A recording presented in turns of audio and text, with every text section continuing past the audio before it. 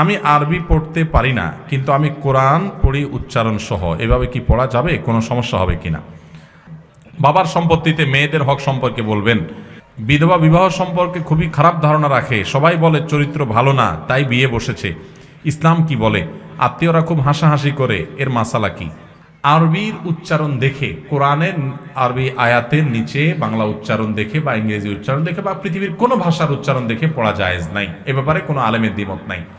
হয় নিজে পুরো আরবিটা সরাসরি পড়ার চেষ্টা করবেন, না হলে শিখবেন, আর না হলে শুনবেন মনোযোগ দিয়া। কিন্তু কোনো ভাষার উচ্চারণ দিয়ে আপনার কোনো ভাষার প্রপার উচ্চারণ করা সম্ভব হয় না, বিকৃতি ঘটে। আল্লাহর কালাম তেলাওয়াত করতে যায় উল্টাপাল্টা হয়ে যাবে, কারণ আরবি বর্ণগুলার সবগুলোর আপনার প্রতিবর্ণ বাংলায় নাই। হা এটা বোঝানোর জন্য বাংলায় কোনো অক্ষর নাই, বাংলা সবকিছু ছোট হার জন্য হ, বড় হার জন্য হ। তো আপনি হা কিভাবে বলবেন? এভাবে আরো এর চাইতে আরো বড় বড় বিকৃতি হয়ে যেতে পারে, একটু টান এদিক সেদিক হয়ে গেলে। আমি ছোট একটা উপমা দেই। ধরুন আমরা বলি ভাবি বা ভাবা। ভাবা এটা মানে চিন্তা করা, আর বাবা মানে পিতা। জাস্ট একটু বটাকে একটু চাপ দিয়ে বললাম ভাবা, তাহলে তার অর্থ কি? চিন্তা করা। আর ভটাকে চাপ না দিয়া নর্মাল ব করে বললাম বাবা, তার অর্থ কি হবে? একটু এদিক সেদিক করার কারণে অর্থ পরিবর্তন হয়ে গেছে না? আরবি তো এরকম। তো আপনার বাংলার অক্ষর দিয়ে যদি আপনি উচ্চারণ করেন, তাহলে সেটা দেখা যাবে এরকম অনেক কিছু পরিবর্তন হয়ে গেছে, কারণ বাংলায় তো সব অক্ষর নাই ওইটার অনুরূপ। এই জন্য আরবিটা সরাসরি আরবি শিখে তারপরে পড়বেন, আর না হলে শুনবেন, কিন্তু বাংলা উচ্চারণওয়ালা কোরআন কিনবেনও না, বাংলা উচ্চারণ দেখে পড়বেনও না। শুধু বাংলা কেন, কোনো ভাষার উচ্চারণ দিয়ে কোরআন পড়া যাবে না, গুনাহ হবে, এটা করা যাবে না। আপনি সরাসরি আরবি থেকে পড়বেন, কষ্ট হোক, একটু আস্তে আস্তে পড়েন। তবে ওই যে দোয়া ইত্যাদি সেগুলো ভিন্ন কথা, কিন্তু আল্লাহর কালামের ক্ষেত্রে কোনো প্রকার বিকৃতি যেন না হয়, সেজন্য উচ্চারণের সাহায্য নেওয়া যাবে না। এমনি দোয়া দুরুদের ক্ষেত্রে সাহায্য নিলেন উচ্চারণের, সেটা ভিন্ন কথা। বাবার সম্পত্তিতে মেয়েদের হক সম্পর্কে বলবেন। এ বিষয়ে আমি বিভিন্ন জায়গায় বলি, প্রায় বলার চেষ্টা করি। দেখুন, বাবার সম্পদে, মায়ের সম্পদে ছেলেদের যেরকম হক আছে, মেয়েদেরও কি আছে? হক আছে। কয়জন মানুষ বাবার সম্পদে বোনের হক দিয়ে দিছেন? বুকে হাত রেখে দাঁড়ায় বলতে পারবেন এরকম মায়ের পুত কয়জন আছেন? খুব কম। মেয়েদের ঠকানোর জন্য আমরা সবাই সংকল্প করে ফেলছি। অনেক বড় বড় হাজি সাহেব, গাজী সাহেব, আলেম সাহেব, সভাপতি সাহেব, সেক্রেটারি সাহেব, অনেক সাহেব আছে দেখবেন, দাড়িওয়ালা সাহেব, টুপিওয়ালা সাহেব, জুব্বাওয়ালা সাহেব, লম্বা জুব্বাওয়ালা সাহেব, অনেক সাহেব আছে দেখবেন। এই জায়গা দেখবেন কবি নীরব, বোনের হক দেয় নাই। আমি বিভিন্ন জায়গায় জিজ্ঞাসা করি, আপনাদের এখানে আছেন কেউ? বেশিরভাগ ইয়াং যুবক, এখনো বাবা মা বেঁচে আছেন আলহামদুলিল্লাহ। তো যুবকদেরকে আমি বলতে চাই, আপনার বাবা মা যেদিন চোখ বন্ধ করে ফেলবেন, মারা যাবেন, বাবা মার সম্পদে পাই পাই করে হিসেব করে বোনদের হক বুঝাই দিবেন। বোনদের হক দেওয়ার মানে এই না যে তাদের সাথে সম্পর্ক শেষ হয়ে গেছে। ভাই বোনের সম্পর্ক আজীবন থাকবে, আপনিও যাবেন, সেও আসবে, কিন্তু বাপের সম্পদে তার হক, সন্তান হিসাবে, ছেলে হিসাবে আপনার যেরকম পাওনা আছে, তারও কি আছে? পাওনা আছে। হক দিবেন তো ইনশাআল্লাহ? যদি বোনের হক ঠিক মতো না দেন, লম্বা লম্বা সেজদা দিয়ে নামাজ পড়েন, কপালে সিল মেরে দাগ ফালাই দেন, ওয়াজ শুনতে শুনতে কাইতুয়ে চিতুয়ে পড়ে যান, লাভ হবে না। সাপ বলে দিলাম, লাভ হবে না। কিয়ামতের ময়দানে দাঁড়ায় থাকবেন, যেতে পারবেন না জান্নাত। এই বোন দাঁড়ায় থাকবে, এই বোন দাঁড়ায় যাবে সেদিন।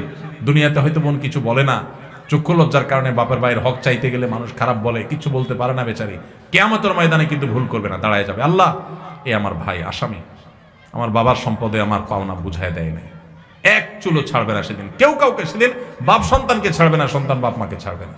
তাহলে ভাই বোন কিভাবে একে অন্যকে ছাড়বে? এই জন্য ভাইরা, দুনিয়া থাকতে যার যার পাওনা বুঝায় দেন, পাই পাই করে আল্লাহ তাআলা বুঝে নেবেন।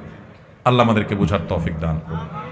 বিধবা বিবাহ সম্পর্কে খুবই খারাপ ধারণা রাখে, সবাই বলে চরিত্র ভালো না, তাই বিয়ে বসেছে। ইসলাম কি বলে? আত্মীয়রা খুব হাসাহাসি করে, এর মাসালা কি? আমাদের সমাজে যে সমস্ত অসভ্যতা, নোংরামি এবং নিকৃষ্ট কালচার আছে, এর মধ্যে একটা হলো এটা। একজন নারী, তিনি যদি তার স্বামী হারা হন, হতে পারে স্বামীর সাথে বিচ্ছেদ হয়ে গেছে বা স্বামী মারা গেছে, তাহলে ইসলামের দৃষ্টিতে তিনি অন্যত্র বিবাহ বসার প্রয়োজন হলে বিবাহ করাটাই হলো উত্তম। এলাকাবাসীর কর্তব্য তার বিবাহের ব্যবস্থা করা। আমরা বিবাহের ব্যবস্থা তো করি না, উল্টা বরং ওই বেচারি ভদ্র মহিলাকে নানা কটু কথা আমরা শুনাই। একজন মানুষ তার চরিত্র হেফাজতের জন্য বিয়ে করলে সেটা কি ভালো না খারাপ? তো ভালো কাজ করার পর যদি আপনি একটা মন্দ কথা বলেন, তো মনে রাখবেন আল্লাহ সুবহানাহু ওয়া তাআলা কোরআনে বলেছেন, তাহসাবুনাহু হাইয়িনা ওয়া হুয়া ইনদাল্লাহি আযীম। তোমরা কারোর চরিত্র সম্পর্কে একটা খারাপ কথা বলাটাকে সাধারণ কথা মনে করছো, আল্লাহর কাছে এটা অনেক বড় ব্যাপার, অনেক বিশাল বড় অপরাধের কথা। এই জন্য কোনো বিধবা বিয়ে করতে চাইলে কখনো খবরদার খারাপ কথা বলবেন না। কোনো তালাকপ্রাপ্তা নারী তালাকের মুখোমুখি হয়ে গেছেন, তাকে নিয়ে বাজে কথা বলবেন না, কারণ তার মনে অনেক ব্যথা। এমনি স্বামী মারা গেছে, এমনি বিচ্ছেদ হয়ে গেছে, কেউ বিচ্ছেদ চায় না, হয়ে গেছে, সেটা যে কারণেই হোক তাকে আবার কষ্ট দিবেন না। একজনের ঘর পোড়ার মধ্যে আলো পোড়া দিতে যাবেন না, একজনের কষ্টকে লবণ দিয়ে কষ্ট বাড়াতে যাবেন না। এই জন্য কোনো মেয়ে যদি বিধবা বিয়ে করতে চায়, অ্যাপ্রিসিয়েট করবেন, উচিত সমাজের মানুষ তার বিয়ের ব্যবস্থা করা, কারণ দিন শেষে তিনি মানুষ, তার বিয়ের প্রয়োজন হতে পারে। একজন নারী শুধুমাত্র জৈবিক প্রয়োজনেই শুধু বিয়ে করতে হয় তা কিন্তু না। ভাইরা আমার, আমাদের এই সমাজ এত ভয়াবহ একটা অবস্থায় সমাজে বিরাজ করছে যে একজন বিধবা একা একা সমাজে চলা তার জন্য কঠিন হয়, তার একজন পুরুষ গার্ডিয়ানের দরকার হয়, চলাফেরা করতে অসুবিধা হয়, নানান লোকের কুদৃষ্টি পড়ে, তার জীবনযাত্রাটা কঠিন হয়। এই ভদ্র মহিলার বিয়ে করাটাই বরং উচিত। অতএব কোনো বিধবা মহিলা বিয়ে করলে যদি কেউ কটু কথা বলে, সে আল্লাহর জমিনে সবচেয়ে বড় পাপিষ্ট, সবচেয়ে বড় খারাপ মানুষগুলোর একটা। হোক তার মুখে মুখ ভর্তি দাড়ি, হোক সে অনেক বড় হাজী সাহেব, হোক সে অনেক বড় হুজুর, কিন্তু সে আল্লাহর খাতায় অনেক বড় ফাসেক, আল্লাহর কথা সে একজন জালেম, আল্লাহর খাতা সে একজন খারাপ মানুষ, নিকৃষ্ট মানুষ, কারণ একজন বিধবার অধিকার সে বঞ্চিত করছে। আমার দেশে মহিলারা স্বামী মারা গেলে একটা দুটা বাচ্চা হয়তো আছে বা বয়স অনেক কম, আর এটা বিয়ে চাইলেও করতে পারে না। কত খারাপ বানিয়ে ফেলেছি আমরা সমাজটাকে। এই জন্য দৃষ্টিভঙ্গি বদলান। যে সমস্ত মেয়েরা বিধবা হয়েছে তাদের বিয়ে দিতে বরং সাহায্য করবেন, উৎসাহিত করবেন, তাদেরকে সাইদা বলবেন যে কোনো লজ্জার ব্যাপার নাই, আমরা তোমার নেতৃত্বে তোমার বিয়ের ব্যবস্থা করব, আমরা সবাই সহযোগিতা করব। তার বিয়ের জন্য উদ্যোগ নেবেন, চেষ্টা করবেন না ইনশাআল্লাহ। আমাদের এই সমাজের সমস্ত খারাপ বদঅভ্যাস, খারাপ স্বভাব, খারাপ কালচার, অপসংস্কৃতি, এগুলোকে মাটির নিচে দাপন করে সমাজটাকে সুন্দর করতে হবে আমাদের, ঠিক আছে না ইনশাআল্লাহ? আল্লাহ আমাদের তৌফিক দান করুন। সোমবার, বৃহস্পতিবার, শুক্রবার মৃত্যু হলে কি সৌভাগ্যবান? সোমবার আর বৃহস্পতিবার মারা গেলে সৌভাগ্যবান হওয়ার কথা কোরআনে হাদিসে কোথাও নাই। তবে জুমার দিন কেউ যদি মারা যায়, শুক্রবারে যদি কেউ মারা যায়, তাহলে সেক্ষেত্রে হাদিসের বর্ণনা মতে ওই ব্যক্তির কবরের আযাব, কবরের প্রশ্নোত্তর থেকে সে নিরাপদে থাকে, কবরের ফিতনা থেকে সে নিরাপদে থাকে, কবরের ফিতনা থেকে আল্লাহ তাকে বাঁচায় রাখেন জুমাবারে কারো মৃত্যু হলে। এটা তো আর কারোর হাতে না কোন দিন কে মারা যাবে, অতএব এটা ভাগ্যের ব্যাপার, এটা খুশনসিবের ব্যাপার। যদি কেউ এই দিনে মারা যায় তাহলে এই সৌভাগ্যের অধিকারী সে হবে। আবার এইবারে মারা গেলেই যে সে জান্নাতি, এরকম কোনো গ্যারান্টি দেওয়ার কোনো সুযোগ, কারণ শুক্রবারে বহুত আল্লাহর প্রতি অবিশ্বাসী কাফেরেরও মৃত্যু হয়, বহুত ফাসিকেরও মৃত্যু হয়। আবার শুক্রবার ছাড়া অন্যদিন মারা গেলে লোকটা খারাপ, সেরকম যোগ বিয়োগও কষবেন না। আমরা তো বাঙালি খুব সহজে যোগ বিয়োগ কষার ওস্তাদ, বুঝেন নাই? এটা দেখে আপনি যোগ বিয়োগ করতে যাবেন না। একজন নেককার মানুষের মৃত্যু শনি রোববারেও হতে পারে। আমাদের প্রিয় নবী সাল্লাল্লাহু আলাইহি সাল্লামের মৃত্যু কিন্তু শুক্রবারে হয় নাই। অতএব কেউ শুক্রবারে মরণে দেখে আরে এই লোকটা খারাপ, আর শুক্রবার মরছে দেখে একেবারে জান্নাতের সার্টিফিকেট দিয়ে দিবেন, এই গ্যারান্টি নাই। তবে হ্যাঁ, এটা ঠিক যে হাদিসের আলোকে শুক্রবারে মৃত্যুবরণ হলে তার কবরের ফিতনা থেকে মুক্ত থাকার কথা আছে।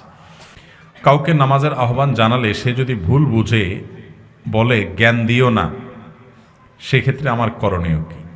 এটা হলো আমাদের দেশের সমস্যা। কাউকে ভালো কিছু বললে কি বলে? জ্ঞান দিতে এসো না। মানে আমার এত জ্ঞান উপচে পড়তেছে, তোমার জ্ঞান রাখার জায়গা আর নাই। ভাবটা এরকম না? মানে এটাকে বলে চুরি চুরি আরো সিনা চুরি।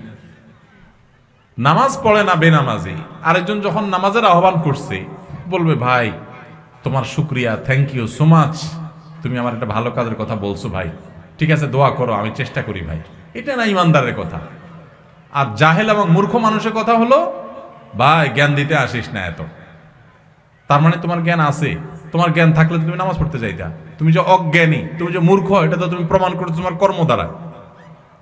আর যদি বলো না নামাজ পড়তে হবে, এটা আমি জানি, তো যাই না শুনেও যদি নামাজ না পড়ো তো তোমার মুগুর তো ডবল পড়বে কিয়ামতের ময়দানে।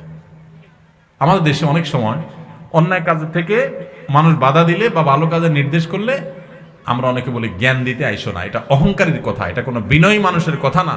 আপনাকে যদি কেউ ভালো কাজের উপদেশ দেয় তো আপনার তো সৌভাগ্য, আপনি সেটাকে ভালোভাবে নিবেন। আলহামদুলিল্লাহ, একটা মানুষ আমাকে ভালো কাজ করতে বলছে, খারাপ কাজ করতে তো বলে নাই। অতএব জ্ঞান দিতে আইসো না, এটা অহংকারীর কথা, এটা কোনো মুসলমানের কথা না। জ্ঞান দিতে আইসো না মানে কি? আপনার জ্ঞান থাকার পরও যদি আরেকজন জ্ঞান দেয়, আপনি শুকর আদায় করবেন, আলহামদুলিল্লাহ আমাকে স্মরণ করাই দিচ্ছে। আল্লাহ বলেছেন ওয়াযাক্কির ফাইন্না যিকরা তানফাউল মুমিনিন। আর ইমানদারদেরকে জানা কথাটাও স্মরণ করাই দাও। নামাজ ফরজ সেও জানে, আবারও বলো, বললে তার লাভ হয়, তার বিবেক বিবেচনা বোধ জাগ্রত হয়। এই জন্য বারবার স্মরণ করাইতে আল্লাহ বলছেন, আপনি বলছেন জ্ঞান দিতে এসো না। তাহলে বোঝা গেল এটা কোনো ইমানদারের কথা না। কেউ যদি আপনাকে ভালো কাজের পথে আহ্বান করে, পারলে তার ডাকে সাড়া দিবেন, আর না পারলে চুপ থাকবেন, কিন্তু অহংকার করবেন না। অহংকারী কিন্তু হেদায়েত থেকে মাহরুম হয়, বঞ্চিত হয়। এই কপাল পোড়ারা সঠিক পথে আসতে পারে না।